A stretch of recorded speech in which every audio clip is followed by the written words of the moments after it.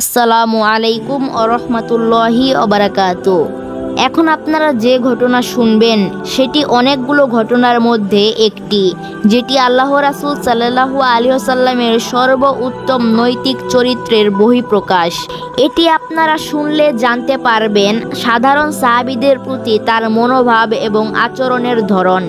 একজন দরিদ্র ব্যক্তি যার সহায় সম্বল বলতে কিছুই ছিল না, ছিল কেবল আল্লাহ রাসূল সাল্লাল্লাহু আলাইহি ওয়াসাল্লামের প্রতি ভালোবাসা। এই ঘটনা আপনারা শোনার মাধ্যমে একজন যুবক দুবি জাদায়েন জানতে পারবেন তার ইসলামের পথে যাত্রার কাহিনী। আসুন আমরা সেই ঘটনার উপর আলোকপাত করি। রাসূল সাল্লাল্লাহু আলাইহি ওয়াসাল্লামের নবুয়ত যুগে মুজাইনার জনগোষ্ঠী মক্কা ও মদিনার মধ্যবর্তী এক স্থানে বাস করত। আবদু উল উজ্জাহ বিন আবদু নুহাল মুজানি নামক মুজাইনার যুবক মাত্র 10 বছরে পিতৃবিয়োগের কারণে এতিম হয়ে যান। ফলে তার দেখাশোনার দায়িত্ব গিয়ে পড়ে তার এক ধনী চাচার উপর। সে বড়লোক চাচার সাথে তার জীবন ছিল খুবই আরামদায়ক। চাচাই তাকে সুন্দর খাবার, সুন্দর বস্ত্র এবং বসবাসের জন্য খুবই একটা সুন্দর ব্যবস্থা করে দিতেন। প্রকৃতপক্ষে আবদু উল উজ্জা যা চাইতো তা তার চাচা তাকে তাই এনে দিত। ফলে আবদু উল উজ্জা দেশ বিদেশ থেকে আনা কাপড় পরিধান করতেন। আবদু উল উজ্জাহর শহরের বাসিন্দারা ছিল নিজ হাতে গড়া পুতুল পূজারী মুশরিক এবং তাদের মনোকামনা এবং বাসনা পূর্ণ করার জন্য তারা সেসব দেবতার পূজা অর্চনা করত। ঠিক সে সময় মুসলমানরা মক্কা থেকে মদিনায় হিজরত করেন। যেহেতু আবদু উল উজ্জাহর শহর ছিল দু শহরের মধ্যবর্তী, তাই সফরকারী বহরগুলো প্রতিনিয়ত তাদের শহরের উপর দিয়ে যাতায়াত করত এবং পানি ও প্রয়োজনীয় জিনিসপত্র ক্রয় করার জন্য সেখানে যাত্রা বিরতি করত। এদিন আবদু উল উজ্জাহ পরম প্রশান্তি লাভ করেন, কারণ মুহাজির নিয়ে এক বহর যখন তার শহরে যাত্রা বিরতি করে তখন তারা তাকে ইসলামের দাওয়াত দেন। আবদু উল উজ্জাহ কাল বিলম্ব না করে ইসলাম ধর্ম কবুল করেন এবং মহান সাহাবীরা তাকে দ্বীনের বুনিয়াদি শিক্ষাসহ আল কোরআনের কয়েকটি আয়াত শিক্ষা দেন, যা তিনি সোজা সাপটা মুখস্থ করে নেন। এরপর সাহাবীরা মদিনার উদ্দেশ্যে শহর ত্যাগ করে এবং আবদু উল উজ্জাহ আল কোরআন মুখস্থ অব্যাহত রাখে। আল কোরআনের প্রতি তার অনুরাগ এতই প্রবল হতে থাকে যে শহর দিয়ে মুসলমানরা গেলেই তিনি তাদের কাছ থেকে আরও আয়াত মুখস্থ করতে থাকেন। কিন্তু আবদু উল উজ্জাহ ইসলামে দাখিলের বিষয়টি গোপন রাখেন এবং উপযুক্ত সময়ে তা প্রকাশের প্রতীক্ষায় থাকেন।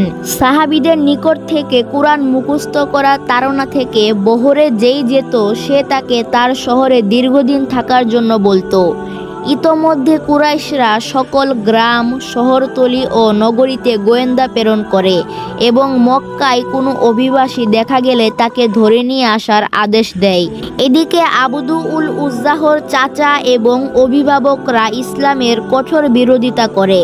প্রিয় ভিউয়ার্স, 3 বছর বিগত হওয়ার পর চতুর্থ হিজরির প্রথম দিকে মুসলমান বহরের এক ব্যক্তি তাকে জিজ্ঞেস করে, তুমি এখানে কি করছো? তুমি কেন হিজরত করো না? এর জবাবে আবদু উল উজ্জা বলেন, তুমি যা বলছো ঠিকই বলছো, কিন্তু আমি কিভাবে আমার প্রিয় চাচাকে ছেড়ে যাব? আমার পক্ষে যখন সম্ভব হয় তখন আমি আমার চাচাকে নিয়ে আল্লাহ রাসূল সাল্লাল্লাহু আলাইহি ওয়াসাল্লামের কাছে যাব, যাতে কেউ যেন তার সালাত আদায়ের দৃশ্য না দেখে। সেজন্য আবদু উল উজ্জা প্রায়শ মরুভূমিতে গিয়ে সালাত আদায় করতেন। যখন তিনি তার চাচার সাথে দেখা করতেন তখন অত্যন্ত মনোরম ভঙ্গিমায় বলতেন, হে চাচা, আপনি কি ইয়াসরিবের মুহাম্মদের নাম শুনেছেন যে এ কথা বলে? এভাবে তিনি তার চাচাকে আল কোরআনের কয়েকটি আয়াত শ্রবণ করাতে থাকেন। কিন্তু একই সময় তার চাচা তার বিশ্বাসে দৃঢ় থাকে, যে কারণে আবদু উল উজ্জা তার সাথে দূরে কোথাও যেতে পারে না। সময় অতিবাহিত হয় এবং আবদু উল উজ্জা তার ধৈর্য ধারণ করতে পারেন না। একদিন তিনি তার চাচাকে অত্যন্ত মনোরম ভঙ্গিমায় বলেন, আমি আপনার জন্য দীর্ঘদিন অপেক্ষা করেছি। আমি আশা করেছিলাম আপনি ইসলাম গ্রহণ করবেন, কিন্তু আপনি এখনও তা গ্রহণ করেননি। আমি তাওহীদের মতবাদ গ্রহণ করেছি এবং আমি এ ঘোষণা দিয়েছি যে লা ইলাহা ইল্লাল্লাহু মুহাম্মাদুর রাসূলুল্লাহ। আমি আর দীর্ঘদিন আল্লাহ রাসূল সাল্লাল্লাহু আলাইহি ওয়াসাল্লাম থেকে দূরে থাকতে পারবো না এবং সে কারণে আমি অবশ্যই মদিনায় হিজরত করব। আপনি আমার সাথে যাবেন। প্রথমে তার চাচা এ কথা বিশ্বাস করতে পারেনি, কিন্তু যখনই সে তার ভাতিজার ইসলাম গ্রহণের খবর শুনে তখনই সে খুবই রাগান্বিত হয় এবং বলে, আমি তোমাকে বড় করেছি ও যত্ন করেছি, আমি তোমাকে ইসলাম থেকে এ মুহূর্তে খারিজ হবার আদেশ দিচ্ছি। কিন্তু আব্দুল উজ্জা বলেন, আমি কোনোভাবে ইসলাম থেকে খারিজ হব না।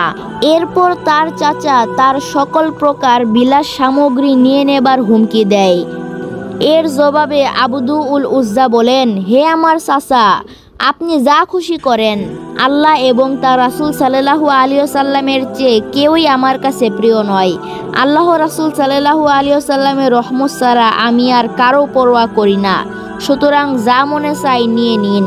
তার চাচার রাগ এতই বেড়ে গেল যে সে আব্দুল উজ্জাহর কাঁধে থাকা বস্তু কেটে টুকরো টুকরো করতে লাগলো, যতক্ষণ না সে পরিপূর্ণভাবে উলঙ্গ হয়ে যায়। দুটি কাপড়ের একটি দিয়ে তিনি তার সতর ঢাকেন এবং অপর অংশ কাঁধে পেঁচিয়ে নেন।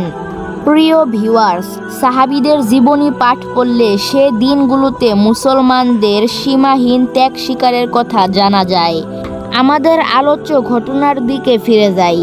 আব্দুল উজ্জা মদিনার পথে যেদিকে আল্লাহ রাসূল সাল্লাল্লাহু আলাইহি ওয়াসাল্লাম থাকেন সেদিকে যাত্রা শুরু করেন।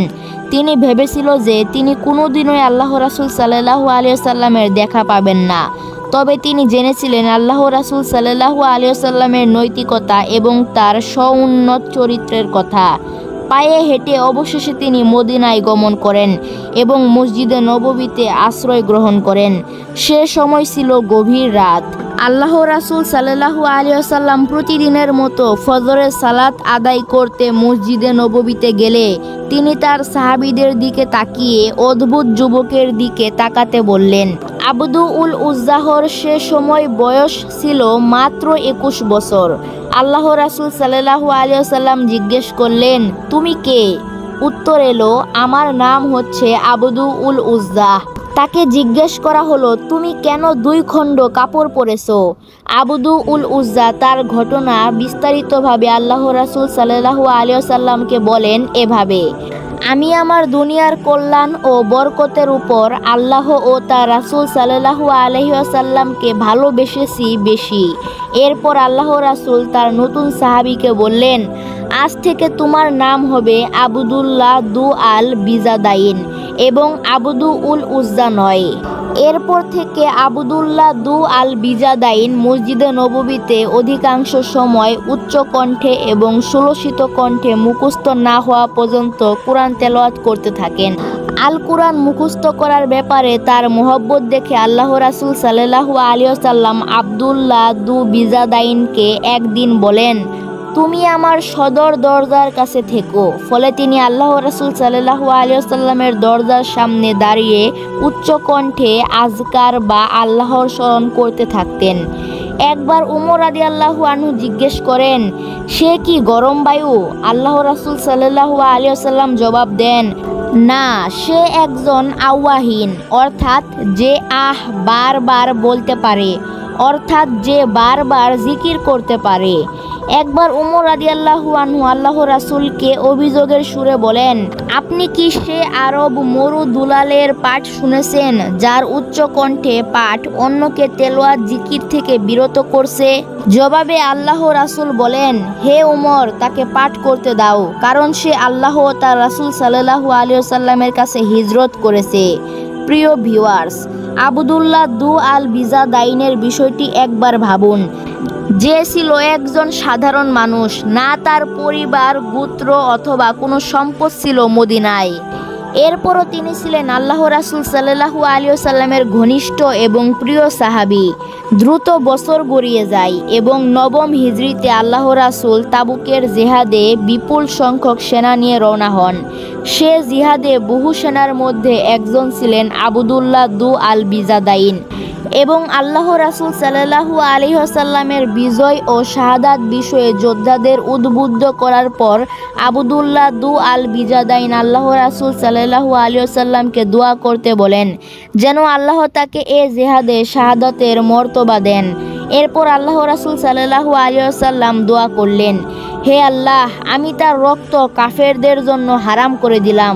আবদুল্লাহ দু আল বিজাদাইন বললেন, হে আল্লাহ রাসূল, আমি তো তা চাইনি। আল্লাহ রাসূল সাল্লাল্লাহু আলাইহি ওয়াসাল্লাম বললেন, নিশ্চয় তুমি আল্লাহর জন্য লড়াই করার জন্য বের হচ্ছ এবং তুমি যদি এরপর অসুস্থ হয়ে ও জ্বরে মৃত্যুবরণ করো তাহলেও তুমি শহীদ হবে। আল্লাহ রাসূল সাল্লাল্লাহু আলাইহি ওয়াসাল্লাম তাবুকে পৌঁছালেন। প্রিয় ভিউয়ার্স, আপনারা ভালো করে জানেন এ অভিযানে রোমানদের বিরুদ্ধে কোনো যুদ্ধ পরিচালিত হয়নি, কিন্তু তাবুকে যখন সেনাবাহিনী অবস্থান করছিল তখন আবদুল্লাহ দু আল বিজাদাইন জ্বরে আক্রান্ত হয়ে অসুস্থ হয়ে পড়েন। পরবর্তীতে তার অসুস্থতা আরও বৃদ্ধি পায় এবং আল্লাহ ও তার রাসূল সাল্লাল্লাহু আলাইহি ওয়াসাল্লামের রাহে ঘর ও পরিবার পরিজন ছেড়ে তাবুকে ইন্তেকাল করেন। আল্লাহ রাসূল সাল্লাল্লাহু আলাইহি ওয়াসাল্লামকে তার ইন্তেকালের খবর দেয়া হয়। আল্লাহ রাসূল সাল্লাল্লাহু আলাইহি ওয়াসাল্লাম আবু বকর এবং উমরকে নিয়ে তার দাফনের জন্য রওনা হন। সে রাত ছিল শীতের রাত এবং ক্ষণকীয় দেহ। অথচ দৃঢ় মনের সাহাবী আবদুল্লাহ ইবনে মাসুদ রাদিয়াল্লাহু আনহু বলেন, তাবুক জিহাদের সময় আমি আল্লাহ রাসূল সাল্লাল্লাহু আলাইহি ওয়াসাল্লামের সাথে ছিলাম বলে রাতেই বের হলাম। আমি শিবির থেকে আগুনের বিচ্ছুরণ দেখতে পেয়েছিলাম।